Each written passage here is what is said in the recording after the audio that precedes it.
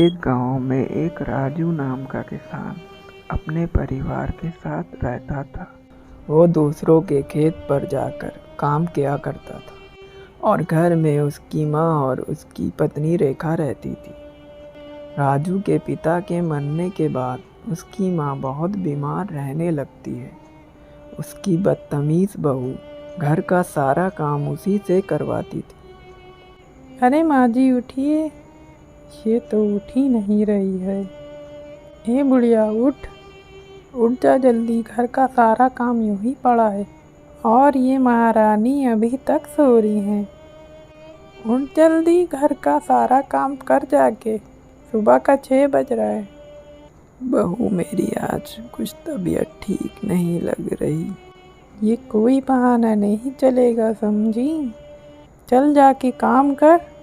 फिर वो घर का सारा काम करने लगती है और उसकी बहू सोने चली जाती है। फिर जब घर का सारा काम ख़त्म हो जाता है तो वो थोड़ा आराम करने चली जाती है। तभी राजू खेत पर से काम ख़त्म करके घर आ जाता है तो रेखा को आवाज़ देता है। रेखा, ओ रेखा। रेखा कमरे से बाहर निकलती है और कहती है, सुबह से काम कर कर के थक गई, इसलिए थोड़ा लेट गई तो मेरी आँख लग गई। तो माँ कहाँ है? माँ अभी उठी थी और खाना खा के फिर सो गई। घर का सारा काम तो मुझे ही करना पड़ता है, और कौन करेगा। ऐसे कहकर अपनी सास की शिकायत कर देती है।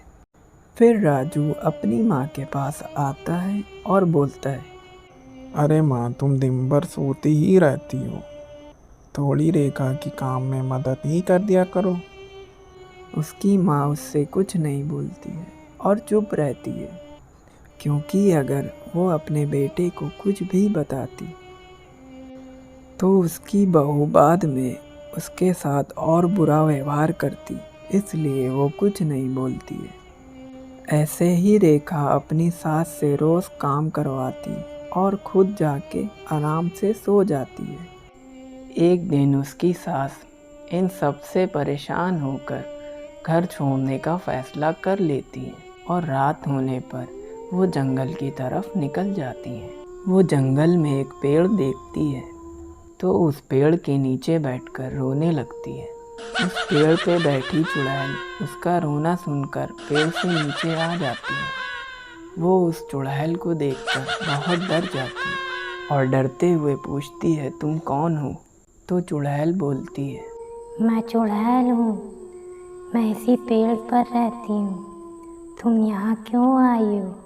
तो वो बोलती है, मैं अपना घर छोड़कर इस जंगल में रहने आई हूँ। तूने अपना घर क्यों छोड़ा? तो वो कहती है, मेरी बहू मुझसे घर का सारा काम कराती है और मुझे बहुत परेशान करती है। ठीक है, अब तू रोना बंद कर, मैं तेरी मदद करूँगी। मैं तेरे शरीर में घुसकर तेरी बहू को सबक सिखाऊंगी। चुड़ैल उसके शरीर में घुस जाती है। फिर वो घर वापस आ जाती है। तू कहाँ चली गई थी बुढ़िया? घर में सारा काम यूं ही पड़ा है और तू बाहर घूम रही है। बहू, आज से घर का सारा काम तुम ही करोगी, वरना।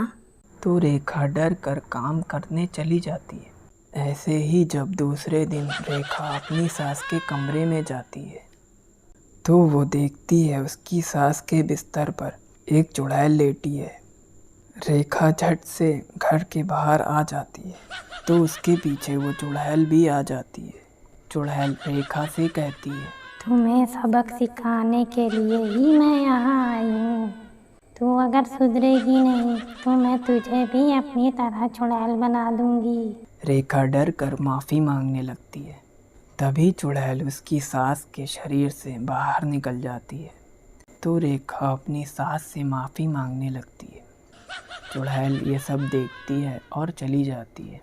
फिर रेखा घर का सारा काम खुद ही करने लगती है।